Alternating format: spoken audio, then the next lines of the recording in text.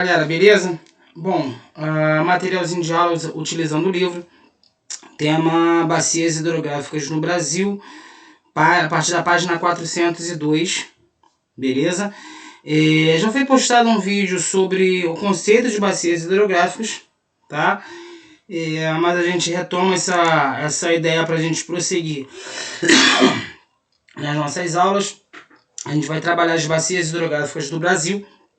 Tá? Lembrando que bacia hidrográfica é um agrupamento de rios e tal, de conjuntos de águas de um lugar, beleza? Então a gente vai ter ali, na realidade, deixa eu ativar meu modo aula aqui pra gente ter uma experiência um pouco melhor aí do livro, beleza? Que assim eu consigo fazer algumas anotações. Bom, a gente vai ter uma série de bacias hidrográficas importantes no Brasil, a gente vai falar delas aí nesse vídeo. Beleza? A gente vai ter a Bacia Amazônica, Tocantins-Araguaia, Atlântico Nordeste Ocidental, ali está só Ocidenta, mas é Ocidental, Delta do Parnaíba, Atlântico Nordeste Oriental, São Francisco, Atlântico Leste, Paraguai, Paraná, Atlântico Sudeste, Uruguai e Atlântico Sul. Beleza? Algumas são maiores do que outras, isso é normal, né? Mas a maior do Brasil, tá? Talvez não exista uma mais importante que a outra, mas aquela que a gente mais ouve falar é a bacia amazônica, beleza? Bacia hidrográfica amazônica, que pega aí a bacia hidrográfica do Rio Amazonas, ok? Primeira que a gente vai falar aí é a bacia do Paraná, ok? Deixa eu diminuir um pouquinho o zoom aqui por causa do texto, aumentei por causa da imagem. A bacia do Rio, ela tem aproximadamente 880 mil quilômetros quadrados, tá? Encontra-se aí o segundo maior rio sul-americano, tá? O Rio Paraná, ok? Com uma extensão de 4.800 km, 880 km. Beleza? Ele nasce na junção dos rios Grande e Parnaíba. Beleza? Deixa eu ativar aqui meu modo realce de texto, que a gente vai fazendo esse realce junto com vocês. Beleza? Então, algumas informações importantes. Área de 880 mil km quadrados. O segundo maior rio sul-americano. Beleza? O Rio Paraná. Ok?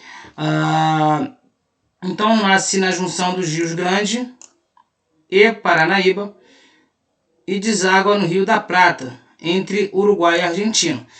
Esse rio brasileiro, deixa eu voltar, peraí, foi demais. Esse rio brasileiro, em território brasileiro, as principais coberturas são a Mata Atlântica, o Cerrado e a Mata das Araucárias. Então, ele compreende esses três complexos naturais, esses três biomas.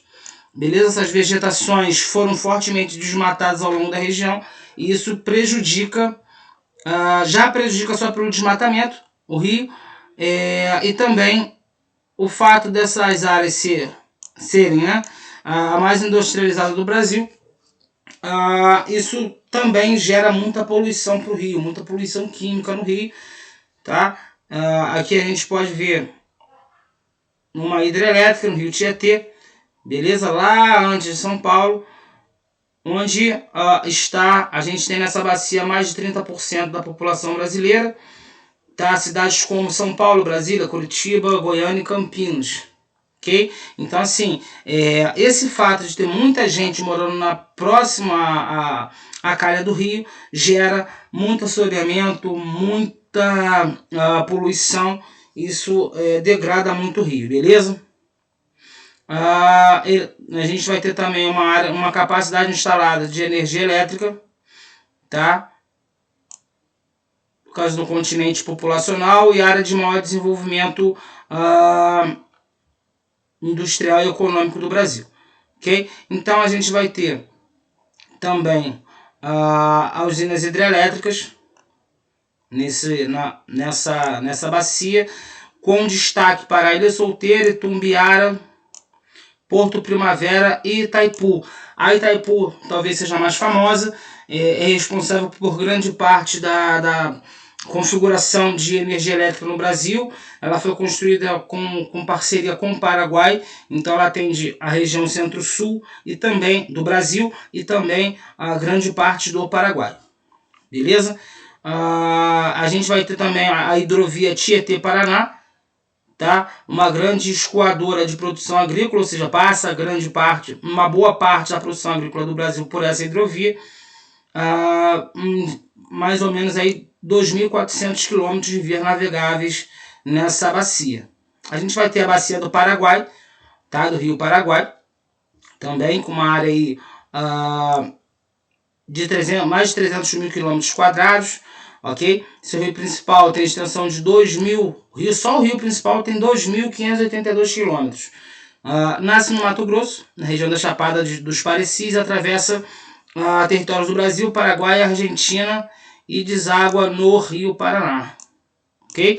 O rio é utilizado para navegação, a gente pode ver aqui a sua utilização, muitas pontes atravessando, tá? E a gente consegue observar nessa imagem também que não é só a cara do rio, que ele tem algumas áreas inundadas ao redor.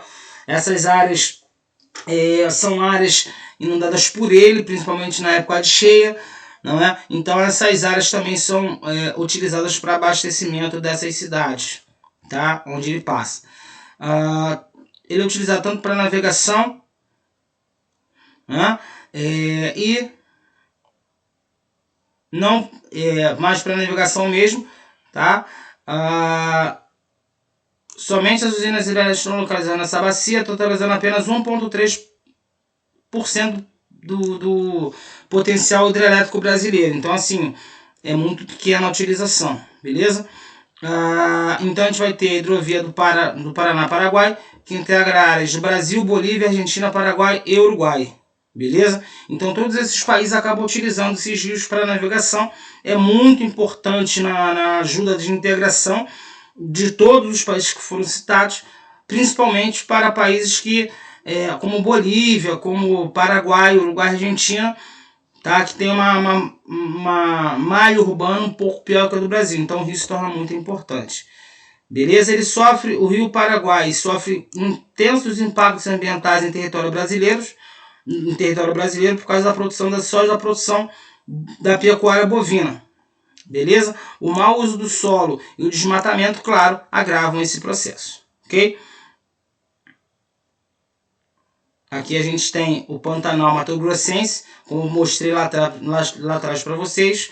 Tá? É uma área que é comum existir ali algum tipo de águas fora da própria cara do rio em épocas de cheia. Tá? E aqui você consegue observar de cima um pouco dessas cheias. Isso aqui na realidade ele está no momento de seca. No momento de cheia, isso aqui fica tudo cheio d'água, essa imagenzinha aqui, beleza? Falando um pouco aí de bacia do Paraguai, beleza?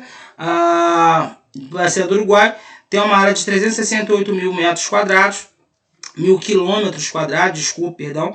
Apresenta o principal rio para o Uruguai, tá? A extensão do rio Uruguai, 2.200 km, originando da confluência entre o rio Pelotas e o rio Peixe, beleza? Aqui a gente pode ver uma curva aí do rio Uruguai, beleza? Ele vem, faz essa curva aqui pra gente à direita, né? Para lá o sentido do rio, à esquerda. Ele vem de lá, faz essa curvazinha aqui, tem uma perna do rio indo para lá, beleza? Falando um pouco de bacia amazônica, hoje não, sempre teve aí uma extensão de 6 milhões de quilômetros quadrados. Seu principal rio, o Rio Amazonas, talvez o rio mais famoso do Brasil, percorre 7.000 quilômetros quadrados, 7.000 quilômetros de extensão, ok? Tem cerca de 7.000 rios afluentes, ou seja, 7.000 rios que contribuem com os jogos das águas dentro do Rio Amazonas. Só para você ter uma noção, a gente viu a áreazinha dele lá em cima no mapa, mas para você ter uma noção do que a gente está falando. Beleza? Além de diversos cursos d'água menores e canais fluviais criados pelos processos de cheia e de vazante. Esse processo de diversos cursos d'água, a gente não tem muito como é que eu vou dizer para vocês? Não tem muito como medir, porque eles vão ser alterados a todo o processo de cheia. Encheu, né? O rio encheu, tipo processo de cheia, quando vier vazante, ou seja, um período um pouco mais de seca, esses cursos d'água vão aparecer. Então não dá muito para falar, tem 5.000 cursos d'água. ano que vem pode ter 6, 7 mil, beleza? Depende muito do processo de cheia, de vazante, se está mais cheio, se está mais vazio, isso vai depender do ano, beleza? A gente vai ter nesse processo 23 mil quilômetros de rios navegáveis, tá? E o transporte hidroviário na região é o mais desenvolvido, tá? Então assim, a galera não conta muito com estrada não, conta mais com rio mesmo, o transporte de balsa, de barca, né? E lá o tempo se mede meio que em dias. Eu vou sair da cidade A para a cidade B. Pô, 2 dias. Os caras medem meio que o tempo de viagem desse tipo. Se a gente ficar aqui 2 dias dentro do ano, a gente infarta, mas os caras conseguem de boa. Aí tem rede, tem da barca e tal, tranquilo. Os caras já são acostumados. Beleza? Então assim, os afluentes mais importantes aí, o Rio Madeira, o Rio Xingu, o Tapajós, o Negro, o Trombetas e o Jari. Beleza? A gente vai ter 1.086 km de extensão na hidrovia do Rio Madeira, tá? E é feita aí a maior parte do escoamento de grãos de minério da região, já que as estradas são tradicionalmente em péssimo estado. Beleza? A gente vai ter algumas hidrelétricas como Belo Monte, no Rio Xingu, Santo Antônio, Giral, né? O que acontece? O que acontece contra as hidrelétricas? Toda hidrelétrica que for instalada, lá tiver projeto e tal, ela vai ser questionada por ambientalistas, pela comunidade científica, que a gente sabe que assim, todo empreendimento tem seus impactos ambientais. Então assim, a gente tenta a todo custo que não tenha impactos negativos, tá? Só que tem que ser feita uma análise mais profunda também dos impactos positivos para os povoados da região, beleza? Já que é a região menos desenvolvida do país, economicamente falando, beleza? Vamos lá. Aí o livro traz pra gente mais algumas informações. Como eu falei para vocês, a galera lá anda mais de balsa. A estimativa é que mais ou menos 2,5 milhões de pessoas utilizam essa embarcação, tá? E cerca de 1,5 milhão de toneladas de carga são deslocadas, são carregadas por hidrovias. Beleza? A hidrovia, a gente tem algumas importantes, como eu já falei, mas a Solimões Amazonas é a principal via de transporte da região norte do Brasil. Beleza? Tendo o Rio Amazonas como seu principal eixo. Aqui a gente tem até um porto lá que é utilizado, não é? Aí esse porto é na hidrovia Solimões Amazonas. Ok? Vamos lá. Bacia de São Francisco.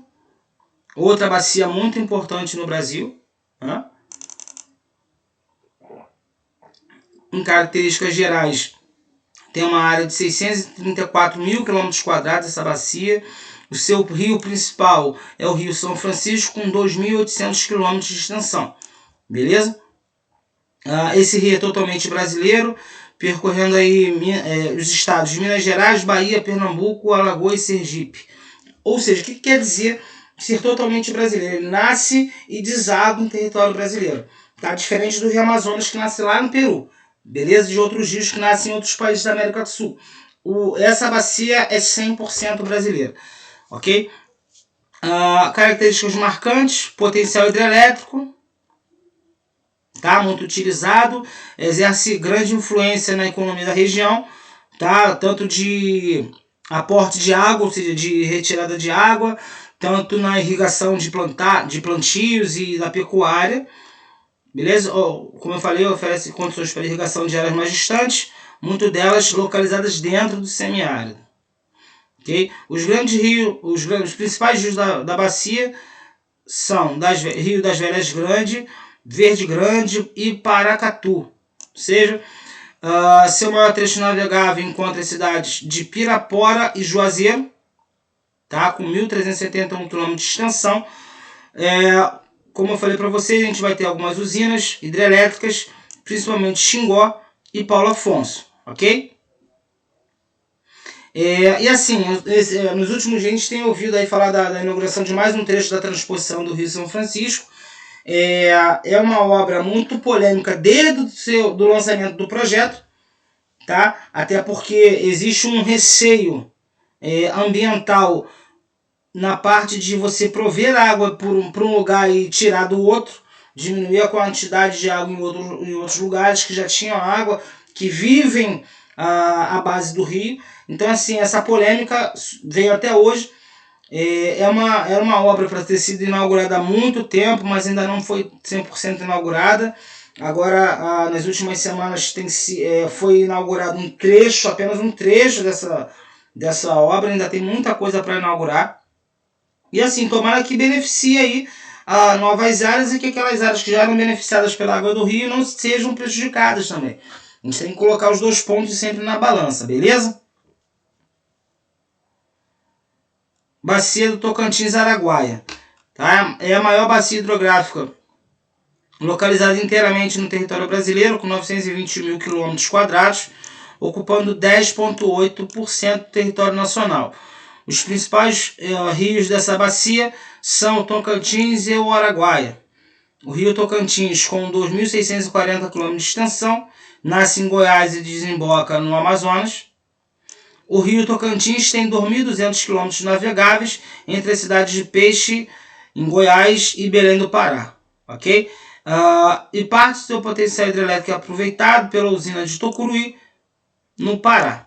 Okay? Vale a pena ressaltar que na construção da usina estava o planejamento de implantação e infraestrutura do governo federal, com a produção de minérios na região norte do país, o que foi sendo barrado ao longo do tempo.